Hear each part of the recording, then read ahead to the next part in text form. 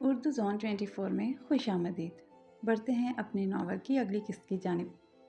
اسلام آباد کے پوش علاقے میں اس وقت رات کی تاریکی کے سینے پر آگ کی سرخ بھڑکتی ہوئی زبانیں سانپوں کی طرح بل کھا رہی تھیں۔ اونچی آسمان کو چومتی ہوئی عمارت جو کبھی روشنیوں کی زینت ہوا کرتی تھی، اب اس میں سے آگ کے الو پھوٹ رہے تھے۔ شیشے کی کھڑکیاں تڑاخ تڑاخ کر کے گر رہی تھیں اور ہر گرنے والا شیشہ حازم کے دل کی ایک کرچی لے کر زمین پر جا پڑتا۔ عمارت کے باہر سائرن کی آوازیں گونج رہی تھیں۔ فائر بریگیڈ کے جوان پانی پھینک رہے تھے، مگر عمارت جیسے بددعا کی لپیٹ میں تھی، نہ بجھتی تھی نہ تھمتی تھی۔ اور اس ساری باغ دوڑ سے کچھ فاصلے پر ایک سفید لینڈ کروزر کے قریب حازم خانزادہ کھڑا تھا۔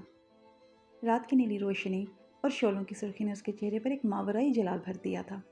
وہ سفید قمیص شلوار میں مربوط تھا، جس پر سیاہ رنگ کی نفیس واسکٹ کسے ہوئے انداز میں چڑھی ہوئی تھی۔ بازو کی ہلکی چڑی آستینوں سے ابھری نسیں اس کے اندر کی جلتی ہوئی بے چینی کی گواہی دے رہی تھی۔ سیاہ چمڑے کے بوٹوں میں وہ شخص زمین پر ایسے کھڑا تھا جیسے ابھی زمین اس کے نیچے لرز جائے اور یہ غرور سے ٹکرانے والے شعلے اس کی نگاہوں سے خاک ہو جائیں۔ ہوا میں جلتے کاغذ، پردے اور فرنیچر کے ذرات تیر رہے تھے۔ ایک پوری دنیا جو کبھی اس کے خواب کی تعبیر تھی، آج راکھ میں بدل رہی تھی۔ اس نے خاموشی سے آگ کو گھورا، پھر اپنی گریہ آنکھوں کو نیم پلکوں میں چھپا کر لمحہ بھر کو آنکھیں بند کی، جیسے وہ عمارت کا منظر اپنے دل میں دفن کر رہا ہو۔ پھر دھیرے سے آنکھیں کھولی اور وہ آنکھیں جیسے دہکتے انگارے ہوں، سرد مگر جلا دینے والے۔ اس کے پیچھے سیاہ لباس میں مربوط سائے کی طرح ایک شخص آ کھڑا ہوا۔ خانزادہ، فائر بریگیڈ کہہ رہی ہے کہ دھماکہ اندرونی تھا، کوئی گیس لیکیج نہیں ملی، یہ حادثہ نہیں لگتا۔ حازم کی نگاہیں اب بھی شعلوں پر جمی تھیں، مگر آواز کی گونج میں غصے کی لرزش شامل ہو چکی تھی۔ آدم، پتہ لگاؤ یہ کس کا کام ہے۔ اس کی آواز میں برف کی طرح ٹھنڈک تھی، لیکن وہ برف جو چھونے سے ہاتھ جلا دے۔ میں جاننا چاہتا ہوں کہ کس نے میرے خوابوں پر، میرے خون پسینے پر، میرے سرمایہ پر حملہ کیا ہے۔ یہ صرف ایک عمارت نہیں تھی آدم، یہ میری محنت کا خمیر تھا جو آج کسی دشمن کی سازش کی آگ میں جل گیا ہے۔ آدم نے سر جھکا لیا، مگر حازم کی آواز اب سرد اور گہری ہوتی جا رہی تھی۔ اور جب وہ نام سامنے آئے نا تو مجھے پہلے اطلاع دینا، کیونکہ اس کا انجام میں خود لکھوں گا، خون سے۔ اور تم جانتے ہو آدم، خانزادہ جب کسی کو مٹا دیتا ہے تو وہ صرف جسم نہیں، پورا وجود مٹی میں مل جاتا ہے۔ آدم نے آہستہ سے سر ہلایا اور حازم ایک آخری بار عمارت کو دیکھ کر پلٹا۔ اس کا چہرہ، گال کی ہڈیوں کا زاویہ، ہلکی بڑھی ہوئی شیپ اور سفید لباس کے اندر وہ گہری سیاہ آنکھیں جن میں اب آگ کے عکس کے ساتھ ساتھ انتقام کی لپیٹیں بھی دہکنے لگی تھیں۔ یہ آگ اب صرف اس عمارت کی نہیں تھی، یہ اب خانزادہ کے دل میں لگ چکی تھی، اور جب سردار کے دل میں آگ لگے تو وہ دشمنوں کی نسلیں جلا دیتی ہے۔ رات کے تیسرے پہر جب پوری حویلی اندھیرے کی چادر اوڑھے سو رہی تھی، ایک کمرہ اب بھی جاگ رہا تھا۔ صوفیہ کے کمرے میں روشنی مدھم تھی، اس کا لباس اب بھی نیم شب کی محفل جیسا تھا۔ ریشم کے نیلے گاؤن میں وہ آئینے کے سامنے بیٹھی بال سلجھا رہی تھی، مگر اس کی آنکھوں میں ایک عجیب سی چمک تھی، جیسے کوئی تماشا دیکھ کر پلٹ کر آلنے والے کا انتظار ہو۔ دروازہ زوردار دھماکے سے کھلا۔ صوفیہ، حازم کی دھاڑ نے کمرے کی چھت کو لرزا دیا۔ صوفیہ کے ہاتھ سے برش چھوٹ کر قالین پر گر گیا۔ حازم، وہ اٹھ کھڑی ہوئی، لبوں پر حیرت اور دل میں بے ساختہ مسکراہٹ دبا کر۔ یہ ڈرامہ اپنے پاس رکھو۔ وہ چند لمبے قدموں میں اس کے سامنے آ کھڑا ہوا۔ مجھے تمہارے چہرے کی معصومیت پر شک ہے، تمہاری خاموشی، تمہارا ضبط، تمہاری کل رات کی حرکت، سب کچھ تم پر لگا ایک نقاب تھا، ہے نا؟ کیا ہوا ہے حازم، آپ اس وقت میرے کمرے میں یوں؟ صوفیہ کی پلکیں پھڑکی، مگر اس نے ابرو چڑھا کر نرمی سے پوچھا۔ آگ لگ گئی ہے صوفیہ، میری عمارت، میرا بزنس، میرا خواب، سب جل کر راکھ ہو گیا۔ حازم کا سینہ دھڑک رہا تھا، مگر آواز سرد تھی۔ او میرے خدا، کب، کیسے؟ صوفیہ کا دل ایک لمحے کو اچھلا، مگر چہرے پر حیرانی کی ایک جھوٹی لہر دوڑ گئی۔ تمہیں بتاؤ نا، کب اور کیسے؟ یا پھر بتاؤ کیوں؟ میری تذلیل کا بدلہ لینے کے لیے تم نے وہ آگ خود لگوائی؟ حازم نے قدم آگے بڑھایا اور اس کے بالوں کو اپنی انگلیوں میں لپیٹ لیا۔ یہ کیسی گھٹیا سوچ ہے حازم، تم مجھے اس نظر سے دیکھتے ہو؟ صوفیہ کا چہرہ مکمل سنجیدہ ہو گیا۔ ہاں، میں تمہیں اسی نظر سے دیکھتا ہوں، ویسے ہی جیسے ایک بھیڑیا ہر اس چہرے کو دیکھتا ہے جس نے اس کے شکار پر زہر ملا دیا۔ اس کی گرفت بالوں سے ہٹ کر کلائی پر جا چکی تھی۔ تمہیں لگتا ہے میں نے تمہیں دھتکارا، تمہاری خواہش کو جوتے کی نوک پر رکھا تو تم مجھے جلا کر راکھ کر دو گی؟ صوفیہ کے ہونٹوں پر اب ایک تلخ مسکراہٹ پھیل گئی۔ تو یہ ہو تم حازم خانزادہ، جو خود کو شیر سمجھتے ہو اور عورت کی خاموشی سے ڈرنے لگے ہو؟ میں ڈرتا نہیں صوفیہ، وہ جھکا اس کے چہرے کے قریب، اس کی سانسوں کو اپنی شدت میں گم کرتا ہوا۔ میں صرف انتقام لیتا ہوں۔ تو لے لو۔ صوفیہ کی آواز میں اب کپکپاہٹ تو نہیں تھی، ایک خالص چیلنج تھا۔ مار دو مجھے، جلا دو، دھکیل دو باہر، جیسے کل کیا تھا۔ مگر اگر میں نے یہ آگ لگائی ہوتی نا حازم، تو صرف ایک عمارت نہیں جلتی، تمہارے سینے میں جو دل ہے اسے بھی راکھ میں بدل دیتی۔ ایک لمحے کو، بس ایک لمحہ، حازم ساکت ہوا۔ پھر جیسے ہوش میں آیا اس نے صوفیہ کی کلائی جھٹکے سے چھوڑ دی۔ میں پتہ تو لگا لوں گا صوفیہ، اور اگر یہ تمہاری ہی چال تھی نا تو یاد رکھنا، خانزادہ دشمن کو مارنے میں دیر کرتا ہے، مگر جو خود کو بیوی کہہ کر اندر گھسے اور پیٹھ میں چھرا گھونپے، اس کے لیے تو خانزادہ کے لوگ میں معافی کا لفظ ہی نہیں۔ وہ پلٹا، قدموں کی گونج چھوڑتا کمرے سے باہر نکل گیا۔ صوفیہ وہیں کھڑی رہی، دل تیز دھڑک رہا تھا مگر چہرے پر ایک پورا اسرار سکون تھا۔ رات کے تیسرے پہر کی خاموشی میں چاند کی ٹھنڈی کرنیں حویلی کی دیواروں سے ٹکرا کر جیسے اسے اور زیادہ ویران دکھا رہی تھیں۔ یہ وہی حویلی تھی جو حازم خانزادہ کے آباء و اجداد کی علامت تھی، صدیوں پرانا رعب، طاقت اور کڑی روایات کا گہوارہ۔ حویلی کے اندر مغربی بلاک میں واقع وسیع ڈرائنگ روم میں ہر شے اپنی جگہ پر سجی ہوئی تھی۔ قالین خالص ایرانی، صوفے ترک طرز کے اور فانوس کی روشنی میں جھلملاتی دیواروں پر آویزاں نادر مصوری، سب کچھ اب بھی ویسا ہی شاندار تھا۔ بس فرق اتنا تھا کہ اب اس روب میں ایک غم چھپا ہوا تھا۔ صوفے پر بیٹھا حازم خانزادہ، سیاہ نائٹ سوٹ میں، جیسے اندھیرے کا حصہ ہو۔ اس کے گریبان کے 2 بٹن کھلے تھے، سخت جبڑا، خفیف سی داڑھی اور گہری آنکھیں جن میں رات سے بھی زیادہ تاریکی تھی۔ کیسر ہاؤس اب جل چکا تھا، وہ بلڈنگ جسے اس نے خون پسینے سے بنایا تھا، جہاں ہائی سوسائٹی کے معتبر لوگ رہتے تھے۔ اس کا ایک ایک اینٹ کا حساب تھا، مگر ایک رات میں سب راکھ ہو گیا، جیسے کسی نے اس کے غرور کو، اس کی کامیابی کو، اس کی محنت کو آگ لگا دی ہو۔ اور وہ چہرہ، وہ مجرم اب تک حازم کے ہاتھ نہیں لگا تھا۔ اس کے بائیں ہاتھ میں دبی سگریٹ کی راکھ قالین پر گرتی رہی اور نگاہیں بجھتے فانوس کی روشنی میں کھو گئیں۔ خانزادہ، ایک بات ہے لیکن شاید آپ کو ناگوار گزرے۔ آدم کی آواز میں وہ جھجک تھی جو کوئی خادم نہیں، پرانا وفادار محسوس کرتا ہے جب اپنے آقا کے دل کی چٹان پر ہتھوڑا مارنے جا رہا ہو۔ حازم نے ابرو اٹھائے، آنکھیں ویسی ہی تھی، بے رنگ اور بے نیاز۔ بول، جو بھی ہے سچ بول۔ آواز میں ایک تھکن تھی، جیسے سب کچھ سن لینے کے بعد بھی کچھ نیا سننے کی گنجائش باقی ہو۔ آدم نے خاموشی سے موبائل آگے بڑھایا۔ اسکرین پر دھندلا سا منظر ابھرا، شاید کوئی کیفے، معمولی سی روشنی، پرسکون سا کونا۔ ایک میز پر صوفیہ بیٹھی تھی، ہمیشہ کی طرح بے عیب، چمکتے چہرے پر وہی بناوٹی نرمی، وہی معصومیت کا خول۔ مگر اس کے سامنے جو شخص بیٹھا تھا وہ اجنبی تھا۔ گہرے بھورے بال، سنجیدہ چہرہ، لیکن اس کی آنکھوں میں وہ چمک تھی جو ہر رشتہ، ہر وعدہ، ہر حد کو پامال کر سکتی تھی۔ ویڈیو میں وہ لڑکا صوفیہ کے ہاتھ ہمیں کچھ کہہ رہا تھا، پھر اگلے لمحے وہ اس کے بالوں کو اپنی انگلیوں میں لپیٹتا ہے۔ صوفیہ کھل کھلا کر ہنستی ہے، اور حازم خانزادہ بس یوں ہی بیٹھا رہا، نہ ماتھے پر شکن، نہ آنکھوں میں طوفان، نہ دل میں جلن۔ ایسا لگا جیسے وہ کوئی اور تھا، نہ وہ شوہر، نہ محبوب، نہ غیرت کا مارا مرد، صرف ایک تماشائی جسے حقیقت پہلے سے ہی معلوم ہو، اور اب وہ صرف آخری سین کا انتظار کر رہا ہو۔ وہ صوفیہ کو کبھی چاہتا ہی کب تھا؟ محبت؟ نہیں، محبت اسے کبھی ہوئی ہی نہیں، نہ صوفیہ سے، نہ اس کے جھوٹ سے، نہ اس کی اداؤں سے۔ وہ رشتہ صرف ایک مجبوری تھا جسے صوفیہ نے تہمت کی صورت میں اس پر مسلط کیا تھا۔ ویڈیو چلتی رہی، مگر حازم کی نظریں اس اسکرین پر نہیں، کسی گہرے خلا میں گم تھیں، ایک خلا جو صوفیہ سے نہیں، اپنے آپ سے تھا۔ کون ہے یہ مرد؟ حازم کی آواز میں خاموشی کے اندر چھپا ہوا ایک طوفان تھا، جیسے آتش فشاں برسنے کو مگر ابھی سنبھلا ہوا ہو۔ اس کے لہجے کی نرمی دراصل ایک گہرے کرب کی عکاسی کر رہی تھی جو اس کے سینے میں برسوں سے قید تھا۔ آدم نے قدم پیچھے ہٹ کے گہرائی میں ڈوبی ہوئی نظر سے کہا، ریان مہدی ہے، وہی فورن ریٹرن بزنس مین جس کے بارے میں سنا تھا، 3 مہینے سے اسلام آباد میں قدم جمائے ہوئے ہے۔ وہ رک کر آگے بڑھا، جیسے کسی راز کو چھپانے کی کوشش میں ہو، اور کچھ عرصہ پہلے صوفیہ کے ساتھ مل کر ایک پروجیکٹ پر کام کر رہا تھا۔ حازم کی گرے آنکھوں میں کوئی جذباتی ہلچل تو نہ تھی، بلکہ ایک پرسکون اندھیرا چھایا ہوا تھا جس میں کسی قہر کی نوید تھی۔ وہ خاموشی سے آدم کی باتیں سنتا رہا۔ اور تمہیں یہ سب اب پتہ چلا؟ پھر اس نے پوچھا، گویا خود کو سمجھانے کی کوشش میں۔ ہاں، اب مصدقہ طور پر یقین ہو گیا ہے، آدم نے سر جھکا کر کہا، جیسے اپنی زبان پر بوجھ لیے ہوئے ہو۔ کمرے میں اچانک ایک لمبی گہری خاموشی چھا گئی، جیسے وقت رک گیا ہو اور سب کچھ ایک دھندلے خواب کی مانند لگنے لگا ہو۔ پھر حازم نے بغیر کسی ہچکچاہٹ کے اپنی گرفت میں موجود گلاس کو اٹھایا اور پوری طاقت سے اسے دیوار پر مار دیا۔ شیشہ ٹوٹ کر بکھر گیا، مگر اس کی آنکھوں میں جو چنگاری جل رہی تھی وہ شاید اور بھی زیادہ خطرناک تھی۔ اگر کوئی خانزادہ کے دائرے میں کھلنے کی جرت کرے تو وہ نہ صرف پچھتائے گا بلکہ عبرت بن جائے گا۔ وہ سوچ بھی نہ سکے کہ اس کے لیے آخری دن آئے ہیں۔ اس نے اپنے ہونٹوں کے درمیان سگریٹ سلگایا اور دھوئیں کے نرم نرم گھیرے میں لپیٹی ہوئی تصویر کی طرف دیکھتے ہوئے، جس میں ریان مہدی صوفیہ کے ساتھ تھا، گہرے لہجے میں بولا۔ کیا اس پر نظر رکھوں؟ آدم نے نرم لہجے میں پوچھا۔ نہیں، حازم نے گھڑی کی سمت دیکھتے ہوئے کہا، صرف اس کے سائے پر نظر رکھو، ہر قدم، ہر لمحہ، ہر سانس۔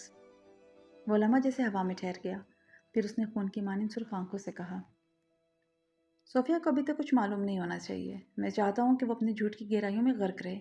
جب وقت آئے گا میں اسے وہ زہر پینے پر مجبور کروں گا جو اس نے خود اپنے ہاتھوں سے تیار کیا ہے۔ وہ ایک گہری سانس لے کر بولا۔ آدم نے سر ہلا کر خاموشی سے حازم کی مرضی کی تائید کی اور کمرے کا دروازہ دھیرے سے بند کر کے باہر نکل گیا، جبکہ حازم خان زادہ اب اس درد اور انتقام کے سمندر میں غرق تھا جس نے اس کی دنیا کو تہہ و بالا کر دیا تھا۔ حازم خان زادہ اپنے پرشکوہ ڈرائنگ روم کی کھڑکی کے پاس کھڑا تھا۔ باہر کی ہلکی ہلکی ہوا اس کے جسم کو چھو رہی تھی، مگر اس کے دل میں آگ بجھنے کا نام نہیں لے رہی تھی۔ شہر کی روشنیاں جسے دھوکہ دے رہی ہوں، ایک فریب، ایک دھواں۔ اس کا ذہن اب مکمل طور پر ایک ہی سوچ میں گرا ہوا تھا، صوفیہ کا جھوٹ اور ریان مہدی کا وجود۔ اچانک موبائل کی ہلکی سی گھنٹی نے اس خاموشی کو توڑا۔ ایک خفیہ ایجنٹ کی رپورٹ کے ذریعے ایک نئی ویڈیو کلپ اس کے ہاتھ لگی، جس میں صوفیہ اور ریان کی ملاقات کی خفیہ جھلک تھی۔ اس ویڈیو کو بار بار دیکھتے ہوئے حازم کی نظریں آنکھوں کے دائرے سے گہرائی تک پہنچ گئیں اور اس کے لبوں پر تلخ سی مسکراہٹ ابھری۔ ریان مہدی، تم نے سوچا کہ تم بس ایک چالاک بزنس مین ہو۔ نہیں، تم نے صوفیہ کے ذریعے میرے دل کی کھڑکیاں توڑ دیں، لیکن میں خانزادہ ہوں، اور خانزادہ کے دل میں جو ایک بار آگ بھڑک جائے وہ صرف راکھ بنتا ہے۔ وہ خاموشی سے بولا۔ حازم نے خود سے وعدہ کیا کہ اب وہ صوفیہ کو کسی بھی قیمت پر نہیں چھوڑے گا۔ انتقام کی آگ اس کے سینے میں بھڑک رہی تھی۔ اس رات جب وہ نشے کی حالت میں سویا تھا، تب صوفیہ نے اسے ایک ایسی گلی میں دھکیل دیا جہاں سے واپسی ناممکن تھی۔ خانزادہ، میں ریان پر کڑی نظر رکھوں گا، لیکن آپ کو چاہیے کہ اپنی طاقت کو سنبھال کر رکھیں۔ دشمن ہر لمحہ حملہ آور ہو سکتا ہے۔ آدم جس پورے کھیل کا ساتھی تھا نرم لہجے میں بولا۔ میرے لیے طاقت کا مطلب ہے عقل، صبر، اور وہ دن جب میں اپنے دشمنوں کو دکھاؤں گا کہ خانزادہ کیا ہوتا ہے۔ ریان مہدی کو معلوم ہونا چاہیے کہ اس نے ایک شیر کے گھیرے میں قدم رکھا ہے، اور وہ شیر اب کبھی پیچھے نہیں ہٹے گا۔ حازم نے گہرائی سے آہ بھری اور کہا۔ وہ سگریٹ کے دھوئیں کو آہستہ آہستہ چھوڑتے ہوئے اپنی کرسی پر بیٹھا، دل میں ایک نیا عزم لیے کہ یہ جنگ ابھی شروع ہوئی ہے اور یہ جنگ اس کی زندگی کا سب سے بڑا امتحان ہوگی۔ کمرے میں جلتی کم روشنی، باہر صحن میں سناٹا، اندر بیٹھا حازم خانزادہ، جس کی آنکھوں میں شک کی چنگاری اور ماتھے پر الجھنوں کی شکنیں گہری ہو رہی تھی۔ تبھی دروازہ کھلا اور دروازے کے اس پار سائے کی طرح 3 وجود کھڑے تھے، سرافل خانزادہ، رومان خانزادہ اور کبیر خانزادہ۔ ان تینوں کے چہرے غصے سے نہیں، تشویش سے بوجھل تھے۔ وہ اندر داخل ہوئے اور حازم اٹھ کھڑا ہوا۔ ہمیں یہ آپسی دشمنی چھوڑ کر دوبارہ بھائیوں کی طرح جینا چاہیے حازم۔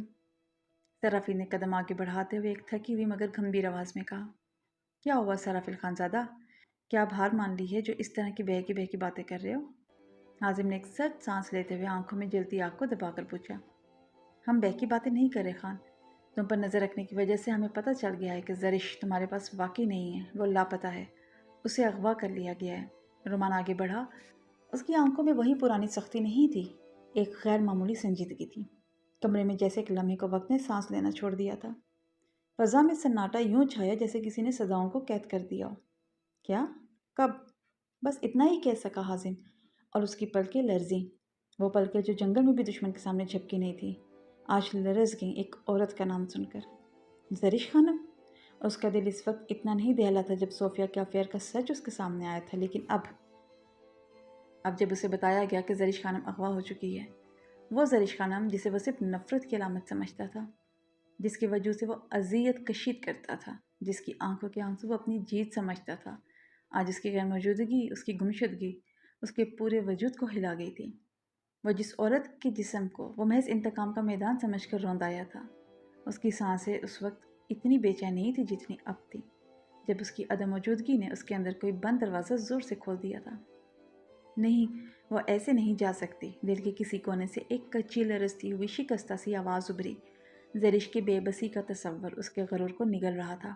اس نے نظریں جھکائیں، نہ کوئی غصہ، نہ طنز، نہ تکبر، بس خاموشی، جیسے کوئی زخم اندر گہرائی سے کھل گیا ہو، خاموش مگر خون میں تر۔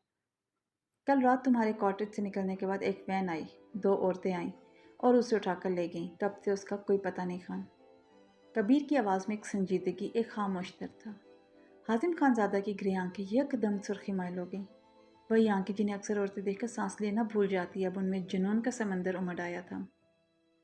اس کا جبڑا بھینچ گیا، گردن کی اکڑتی رگیں نمایاں ہو گئیں، چہرے کی لکیر در لکیر غصے سے تنی ہوئی تھی، جیسے ہر اینگل پر بلا کی مردانگی کی کوئی نئی داستان ہو۔ اس کے چوڑے شانے تنے، نیلی شرٹ کی آستینیں بازوؤں سے چپکی ہوئی تھیں، اور ان بازوؤں پر ابھرنے والی رگیں جیسے ہر سانس کے ساتھ انتقام کا اعلان کر رہی تھیں۔ وہ آہستہ سے آگے بڑھا، اس کے قدموں کی چاپ جیسے زمین کو لرزا رہی ہو۔ اس کی مردانہ خوشبو اس کی موجودگی کی وحشت کو اور بڑھا رہی تھی۔ اس نے اسے میرے گھر کے باہر سے اٹھا لیا، وہ سرگوشی میں بڑبڑایا، لیکن اس کی آواز میں موجود بارود نے دیواروں کو بھی خاموش کر دیا تھا۔ ایک پل کو لگا وہ پورا شخص ایک بھڑکتا ہوا آتش فشاں بن چکا تھا، بس پھٹنے ہی والا تھا۔ میں اس کا گوشت چھیلوں گا کبیر، اور پھر اس کے ہر ٹکڑے کو اپنے کالام کی پہاڑوں میں ان گہری اندھی کھائیوں کے حوالے کر دوں گا جہاں صدیوں تک اس کی چیخیں گونجتی رہیں۔ وہ بس یہی بولا اور پھر خاموش ہو گیا، لیکن اس کی خاموشی میں جو قیامت تھی وہ شاید کسی چیخ سے بھی زیادہ ہولناک تھی۔ ہمیں تمہارے اس دشمن پر شک ہے، سرافیل خان زادہ نے سنجیدگی سے کہا۔ کس دشمن پر؟ بس یہی دو لفظ تھے، مگر جیسے پورے کمرے کی فضا جلنے لگی۔ تمہارے آس پاس جو ہو رہا ہے وہ سب زرش کے ساتھ جڑتا جا رہا ہے۔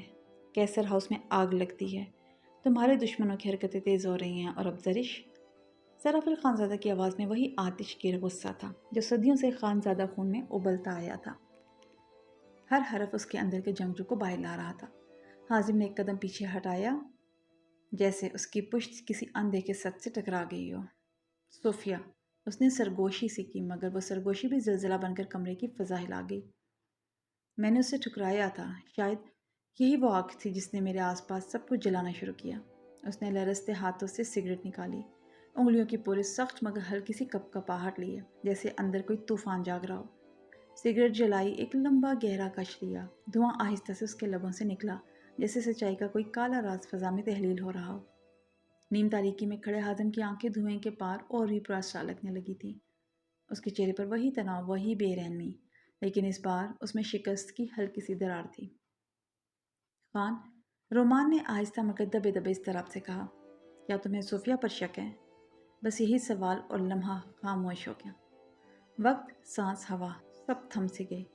حازم کی انگلیوں کی گرفت سگریٹ پر مضبوط ہوئی، رگیں ایک بار پھر تن گئیں، اور اس کے سینے کا اتار چڑھاؤ بتا رہا تھا کہ وہ سوچ کے کس دہانے پر کھڑا ہے۔ میں صرف شک نہیں کر رہا۔ حازم کی آواز میں کوئی لرزش نہ تھی، بس ایک خاموش قہر تھا جو اس کی پلکوں کے پیچھے دہکتا ہوا دکھائی دیتا تھا۔ میں جوڑ رہا ہوں، ہر لفظ، ہر خاموشی اور ہر واقعہ، اس نے آہستہ سے کہا، مگر وہ آہستگی کسی آندھی کی مانند تھی جس سے پہلے صرف ایک خاموش سناٹا ہوتا ہے۔ اور جو میں جوڑ رہا ہوں، اس کا ہاتھ سینے پر گیا، جہاں اس کا دل دھڑک نہیں رہا تھا بلکہ دہک رہا تھا۔